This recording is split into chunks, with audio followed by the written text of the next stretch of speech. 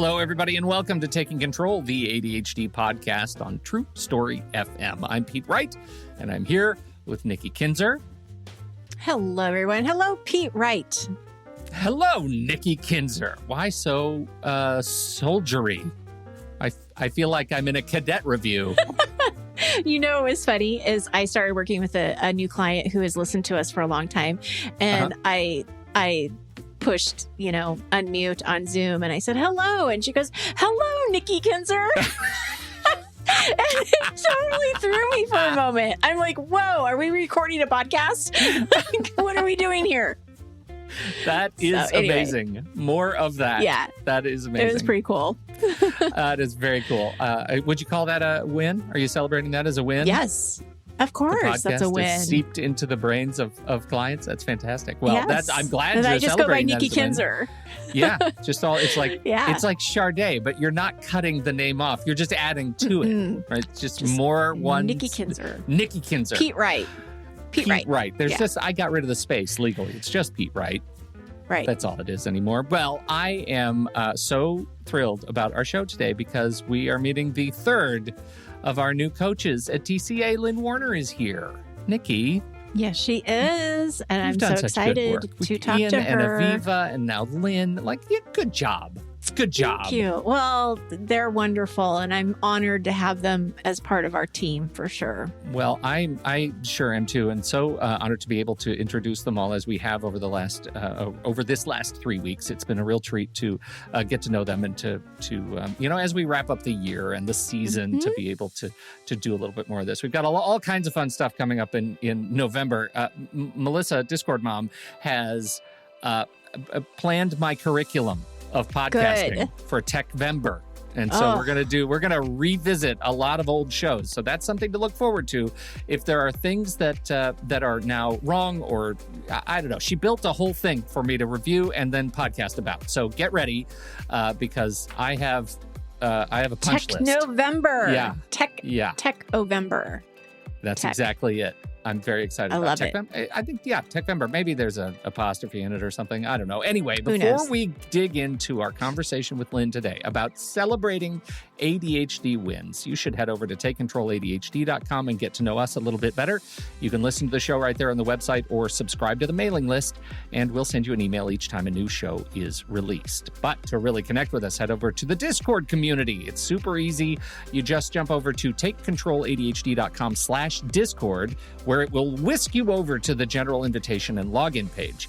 If you're looking for a little bit more, particularly if this show has ever touched you or helped you understand your relationship with ADHD in a new way, we invite you to support the show directly through Patreon. Patreon is listener-supported podcasting. With a few dollars a month, you can help guarantee that we continue to grow the show, add new features, and invest more heavily in our community. Visit patreon.com/theADHD podcast to learn more. Do we have any news, Nikki Kinzer? No news. No news. I want to go into our interview. Let's go ahead and talk to Lynn, shall we? Lynn? Yes.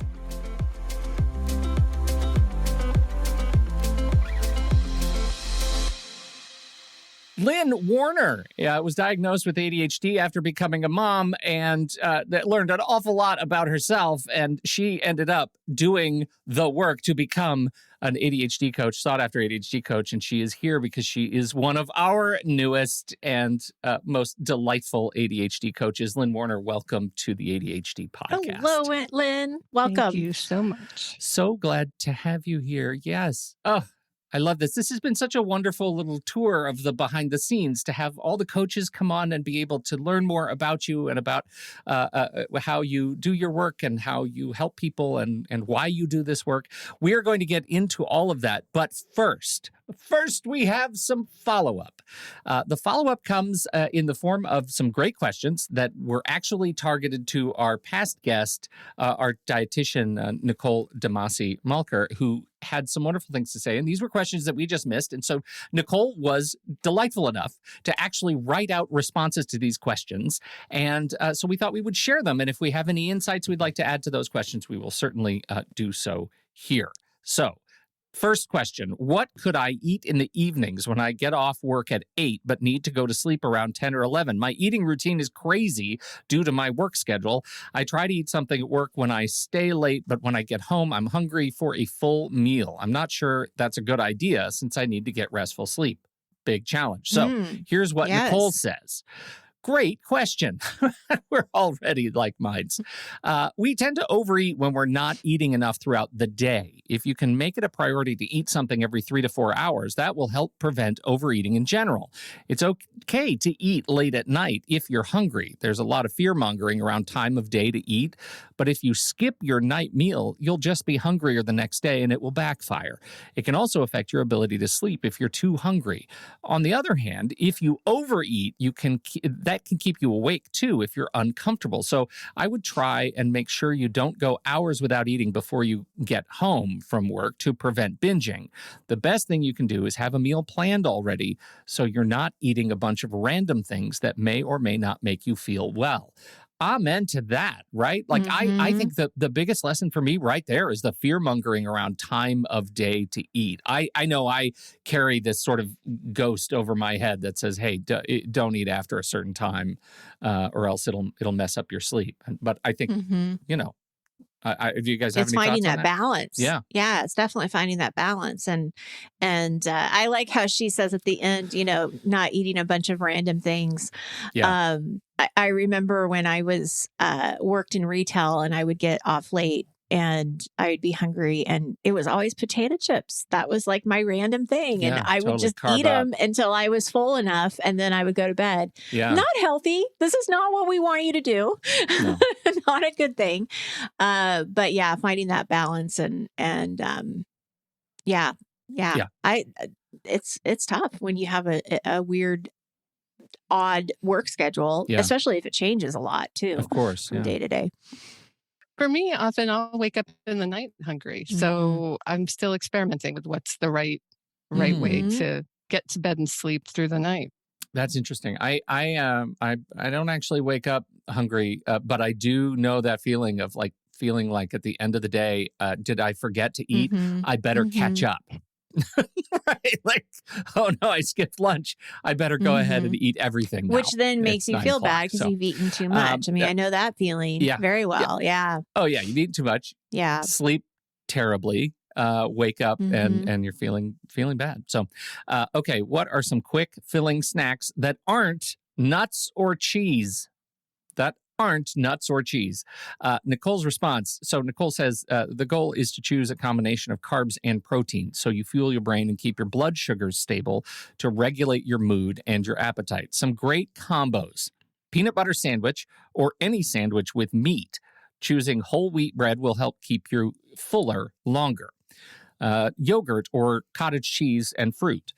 Pita bread and hummus, tuna and crackers, protein bar, deli meat roll-ups, dates and peanut butter, roasted edamame or chickpeas, smoothie made with both fruit and protein. Yeah. Leftovers. What a great list. But you know what? I'm going to go ahead and add here, not leftover potato chips. Let's go ahead and say that. Leftovers. Leftovers with lemons. But what a great list, because I think, we do always hear about nuts and cheese. And if you're bored of those things or don't like those things, it's a nice variety of different things to choose from. For sure. So thank you. I believe those questions came from Lily that we missed. And so Lily, I'm sorry we missed those. And thank you very much to Nicole for reaching back out and answering those questions. Hope they help others as well. Okay, let's transition. Lynn Warner, so glad you're here. Let's start. Just talk to us a little bit about how you ended up in coaching. It's really funny you asked that question because you two are instrumental. So I'm kind of a homegrown coach for you guys. I started listening to your podcast while I was going through the process of diagnosis, which, like for a lot of people, took a long time. And what I loved about the podcast was that two things. One was your tone is so much more positive, where, you're talking about the challenges of ADHD, but the fact that you guys could laugh and banter about it instead of it all being this drag and all the negativity that we feel with ADHD, especially undiagnosed.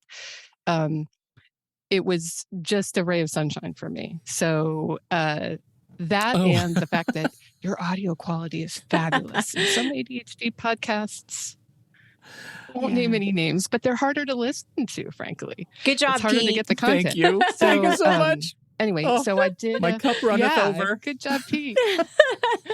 I did an accountability group with Nikki, and part of that entailed a one-on-one conversation. And I wound up asking Nikki about how she became a coach and put myself on the mailing list for the training academy. And it took a little while, but eventually everything lined up, and that became the thing I really, really wanted to do. I did it during the pandemic, and here I am now coaching, where you guys kind of created it. It's lovely. I know. Thank you. It's so fantastic. I'm honored that this show inspired you so. And now we are here to talk about, celebrating ADHD wins. The way I was thinking about this show before we started to record was that, ADHD can feel like a nice big heavy sack you're carrying over your shoulder all the time.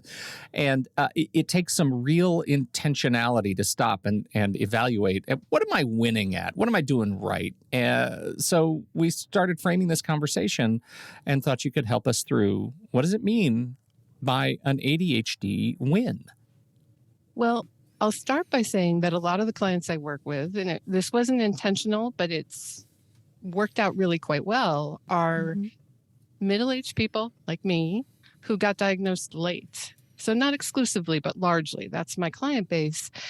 And because we didn't understand for a long time why things were such a struggle, we've become really, really good at identifying everything we've ever done wrong and why we could have done things better, or maybe how we could have done things better, but it might escape us when we need to do it. And so the first question I ask in every coaching session is, and I warn people about this when we first start working together, give me a win since the last time we talked. And for the first several weeks of a coaching relationship, there's a blank, deer in the headlights kind of, and inevitably something will bubble up. And sometimes, this happened to me this week, I think in the end there were 5 wins. But it takes that time. And I tell people right up front, there are 2 reasons why I'm doing this. One is because I want you to be looking for the wins. We're basically creating new neural networks in the brain instead of always looking for, that thing that I did that I shouldn't have done, or the thing I wish I hadn't said. What you're doing, because they know they're going to have to answer me every week, is their brains are starting to look for the wins so that next week, instead of going, they can readily come up with an answer. And so we're literally just training the brain to look for the positives, to look for those wins. And then the second reason is that our executive functioning, which is always challenged in ADHD, is happening in the prefrontal cortex, which is that part of our brain right behind the forehead. And it's the most recently evolved part of the human brain. So when we're super stressed, actually, I don't even think we have to be super stressed. When we're stressed, that part of the brain basically goes offline, and the more archaic, the lizard brain parts of the brain go into action. And that's right. That's what should happen. What order in which we should do something is not really a question when we're under intense survival stress. The problem is that our brains don't make that distinction between, is this something that I may or may not survive, or is this an awkward encounter with a colleague in the office who just said something rude, and now I'm in RSD, rejection sensitive dysphoria, and I can't trust my executive functions anymore because that other part of the brain just took over. So by starting each coaching session with a win, what we're trying to do is move our headsets or mindsets into a positive space where we can actually get to our executive functioning. So, and I tell people that right up front, that I'm going to do this. I'm going to do it every time. So start thinking about it. And it's really lovely to watch that progression. The first 2 or 3 sessions, everyone kind of stammers. And then by the 3rd or 4th, usually they're like, I knew you were going to ask that question and I have an answer for you. And every time I'm like jumping up and down in my seat. That was the goal. There we go. It's interesting because when you were talking about kind of that blank stare, like I see that too. And I think it's hard for all the reasons you said. It's really difficult to wrap your head around what did I do well? When you are always constantly feeling like you're doing everything wrong. What are some examples of wins? And I ask you that question because I think that sometimes people think it has to be a big thing.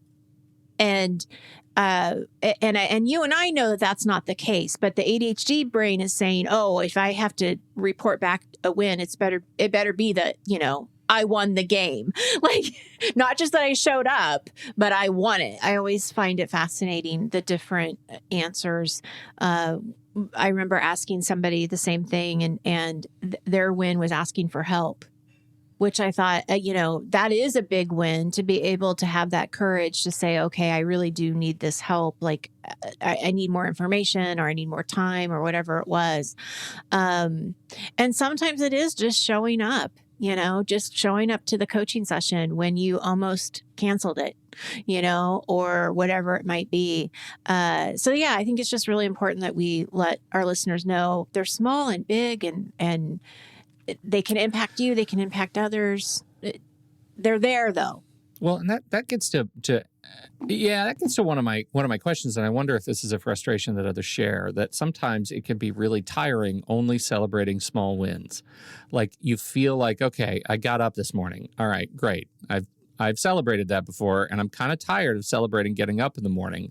What I really want to celebrate is getting a promotion, or getting married, or getting divorced, or whatever. I want to celebrate a big transition for once in my life, and like something that I really, really want. How do you help people like find joy in those little things when they are having fatigue around lack of progress?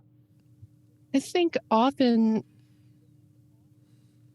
those little wins start to add up. And what I find myself thinking often is I'm watching clients develop that, the angel and devil shoulder kind of thing. Mm-hmm. Sorry, I'm doing this on video. So you've got that voice on one shoulder saying, no, you do this wrong every time. This has happened to you a million times. And what we're trying to do is cultivate that other voice that can talk back. And so I get your frustration, Pete, but I think that accumulation of small wins, and sometimes, especially if you're doing it on your own as a coach, Nikki and I are going to get in there and say, well, let's dig around a little bit. And I wouldn't be surprised if we couldn't find something that feels like a more substantial win. But a friend of mine who's a therapist used a phrase years ago that I absolutely loved, which was, she sees her job as taking a machete to the neural networks of clients' brains so that they can create new pathways. And so I think, maybe framing that question a little bit differently, instead of, all right, what am I grateful for? Maybe it could be, what happened differently yesterday that hadn't happened before? Yeah. And maybe that gives you a filter of, okay, oh, that happened because I've set myself up for that success. Mm-hmm.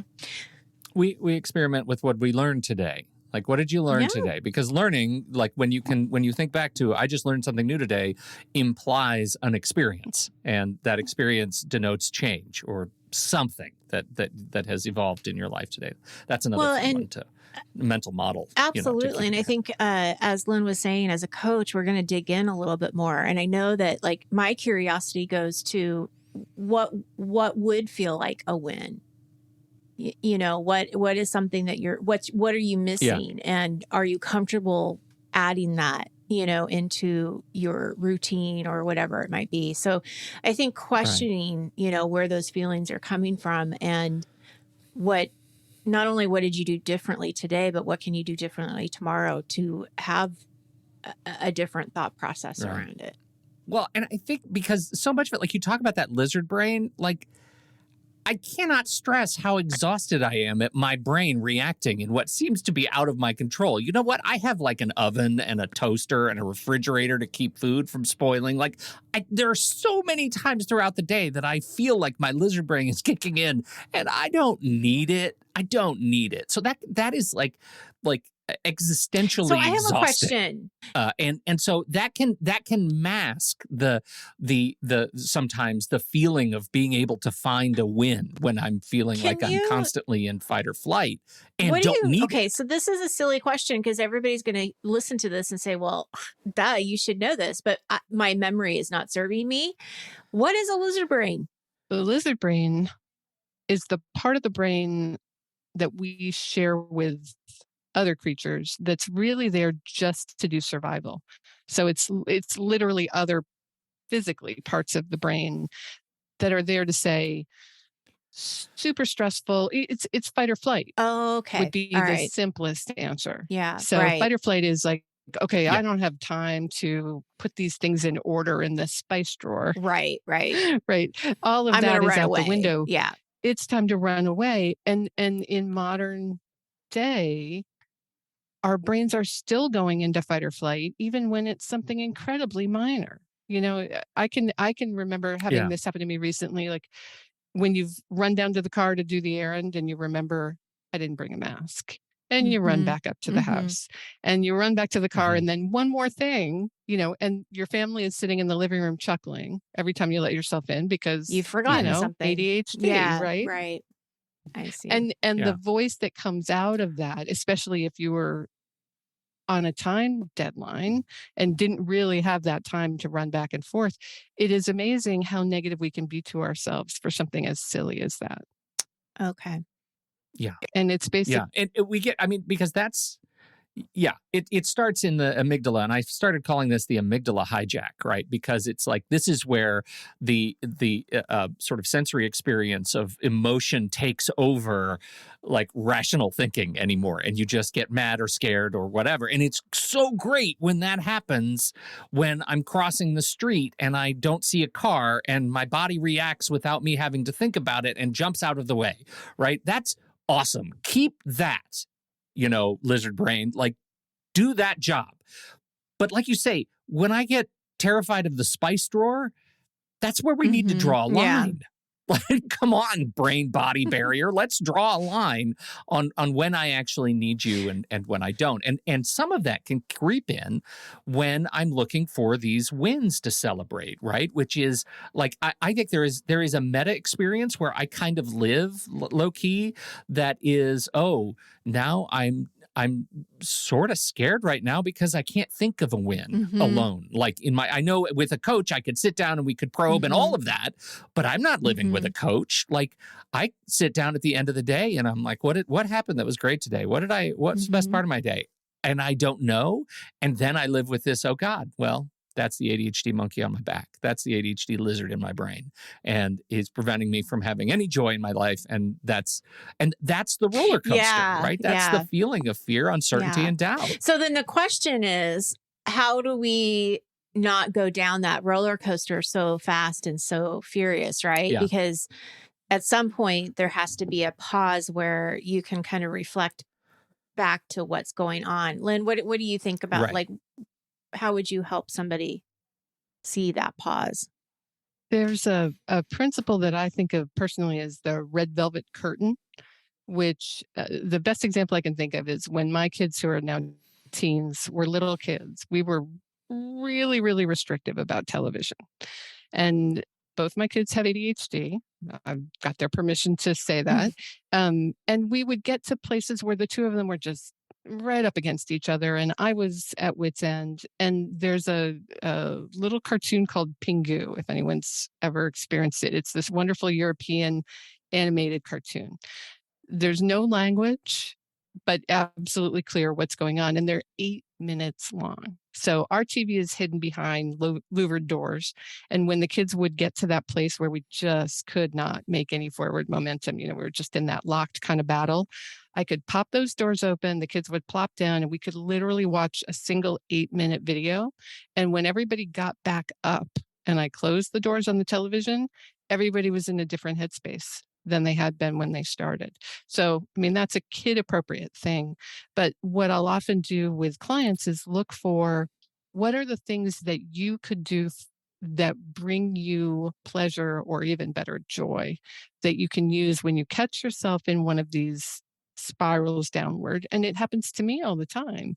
My favorite is look for a room in the house where no one else is and play music on my iPhone and dance around like crazy. And maybe it's just one song, maybe it's two or three. By the time I turn off the music, I'm in a totally different place. So catching yourself is the tricky part. And again, that's one of the things that a coach is going to work with you on. But you can totally learn to do that yourself when you feel that spinning. That what is something you can do that will just absolutely break the mood, put you into a different space, and then you're back to where you can reach for your executive functions and you can make better decisions, and then you make your choice about what happens next. This is that. I mean, we've talked about it. The similar language that we've been using over the last year or so is just pattern interrupt. Like, what is it that you do to stop the pattern that you're repeating right now and start something new that is more beneficial with the aid of your executive function? You may need a reminder. So it's also good to have reminders. We've talked about this before with joy. When we talk about joy and we talk about having things around you that bring you joy, having more of that around you so that you can look at a photograph or something to trigger that, okay, I need to stop this pattern. Because it's not going to be instinctively. I mean, it's not going to happen instinctively to say, oh, I'm in the middle of a spiral. I need to stop. Right. But having those things around you might help you at least say, I don't feel good right now. I know I don't feel good right now. I don't want to continue. Maybe this little reminder can help you get back on track. So how does this relate to leaning into your strengths, like being able to sit back and recognize what is it that I'm good at? What is this? I don't know what we're talking about, a sort of psychosocial skill or a practical skill. How does leaning into my strengths aid in celebrating my wins? I think we're kind of revisiting the angel devil voice a little bit too here, where the devil voice tends to be so loud for us. We're so, especially again, people who've been diagnosed later, which was me. We've spent literally decades telling ourselves like, this is so hard. Why does this seem incredibly easy to everybody around me and so incredibly hard for me? And what I find in working with clients, there's a tool that a lot of coaches use called the VIA Character Strengths, which I ask everybody to do before we start working together. And it's a free tool. It's absolutely fantastic. And the idea is there are these 24 character strengths, and there's nothing about it in which you're losing, right? Everybody has all 24 of these strengths, but they get ranked for you as you go through this questionnaire. And the top 6 or 7 are typically referred to as signature strengths. And what I find is that signature strengths are usually the things that are so deeply baked into our personalities that if someone were to compliment you on one of those things, you would shrug it off. Like, I don't think it's Thank not you, a strength. but It's just right. who You I hear am. that. Yeah. Exactly. Right. Like it's just literally a shrug. Like, no, I don't have to work at that. I don't think about it. And because of that, we don't see those as strengths. We see those as things that come naturally. But one of the joys of getting to work with all these different clients is getting to watch how those 24 things get re-ranked for each person. And so the same thing that one person is striving for and really, really struggling with is number 1 on another client's list. And they literally would just go, that's easy. And so helping people identify that and see that those things that they're good at, that they want to pretend don't matter, are in fact really crucial. And so an example of this that I have is a client I started working with quite a while ago, now graduated, who when we first started talking, there were a couple of things that were coming up again and again and again. And probably the top one was the messy apartment. So we'd meet over Zoom and the background was blurred. So I had no idea what the apartment actually looked like, but it came up every week. And it was such an emotional drain for this person. And, organization, tidy, cleaning, these are not typically ADHD strengths with rare exceptions, right? So it came up again and again and again. And what happened over a period of time was this client decided that maybe what they needed was house cleaners to come every other week. And part of the reason we were talking was that they wanted to find a job and they weren't able to do it. And so there was this, of course, this tension between, I'm going to spend money to have somebody clean my house when I don't have a job. They finally made the decision. They hired the house cleaners, and within a month they had a full-time job. And I thought, that was no accident. This was somebody, instead of bedeviling themselves with the thing that they weren't good at, they hired somebody to do that, got themselves out there. I believe they got that first job that they interviewed for, and they're still there and still enjoying it. And so there's that great sense of, if we stop threatening ourselves with all those things that are hard and instead let ourselves take that easier route, there's real success to be had. You think about the Richard Branson, the famous ADHDers, or Adam Levine comes up a lot too. These are people who have been able to play to their strengths. And part of it, of course, is financial success means you can hire people to do everything else for you. But right. So it's easy to shrug off that stuff that you don't want to do. But I love to look at that model and think, how many of us, if we were in a position to just farm out the work that we think we should be able to do, but really don't like to do at all, wouldn't that let most of us free ourselves and move much more happily toward the things that we can fly with? Great example. It is a great example. And I think part of the lesson, though, is like, how are you approaching, or conceptualizing what you can let go of? And you bring up financial resources. That's number one. My hypothesis is that some of the frustration will come from just not approaching critically enough the opportunity to give stuff away. If you if you really thought about it, there probably is some stuff you give away without costing you an arm and a leg. I guess that's what I'm trying to say. Like, have you really gone through the things that you don't love doing, or that are getting in the way of you, as you say, finding that new job?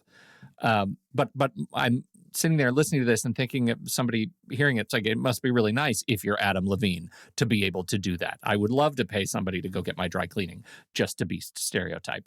Do you have any thoughts on how you can break that process down for somebody who might not be living with Adam Levine's resources? Which is also everyone. Right. We know you're listening. Long time fan. Yeah. Right. I mean, I think it mostly boils down to the ability, and it's not an easy one. It's one we all have to cultivate, but the ability to just ask the question. I think most of us get locked in these patterns. This client really concerned about the fact that they just couldn't get their apartment clean, when in fact, it wasn't really their greatest problem, but it felt like, because they were living in the midst of that. I've had multiple conversations with clients recently where their difficulties in a job seemed to the client to be entirely their own fault. And in fact, you can ask the question and say,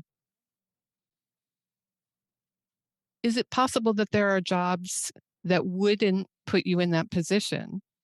And you see kind of eyes go wide of, never, this is my job. This is what I do. I'm used to bumping up against the same barriers and making similar mistakes.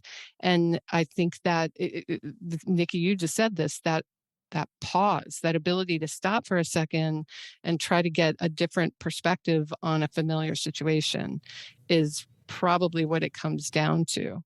That while we see ourselves we don't even see the problem. We're just living the problem. And when we can step back. And assuming that it's you, assuming that we're the problem. Yeah. And I think that's really true. And I think this also goes into this thought process that I have to do these things like everybody else does them, or I'm not good enough, or I'm not good enough to do this job. And, a lot of times with the work that I do, it's learning that we're not trying to put our circle selves into a square. That's not the purpose. Our purpose is to find out what does work for you. How do you play into your strengths? And you don't have to tell your employer, well, I have ADHD, so I'm not a great organizer. You can tell your employer that, it may take me a little bit more time to get through the details and get this back to you. But it's going to be great when you get it. I'm very thorough and I'm very, I'm going to be able to do this. I just might take a little bit more time. So it's working with who you are and how you work and not comparing yourselves to other people, and see that as a strength. I think that's what's so disheartening sometimes, is that people beat themselves up so much when it's not their fault. They're not doing anything wrong. They're just doing it differently. Yeah. Totally agree. I think creativity, that via character strengths that I referenced, creativity and curiosity are so frequently up in the top few. And yet I often see clients who are profoundly creative not feel safe actually using their creativity because they've internalized all the rules around them about how you're, quote unquote, supposed to do this thing or that thing. And so asking those questions and stepping back to say, maybe I do know of people who've actually been able to move to different positions within the same company when they were able to find the right way to talk about how they do. My favorite phrase in that is, this is how I do my best work, which is a nice way That's a to great step phrase. outside. This is how I do my best work. Yeah. I love that. Oh, people need to write that down. That's really good. Yeah. That's really good. Pause. Write Pause. it down. Everybody pause.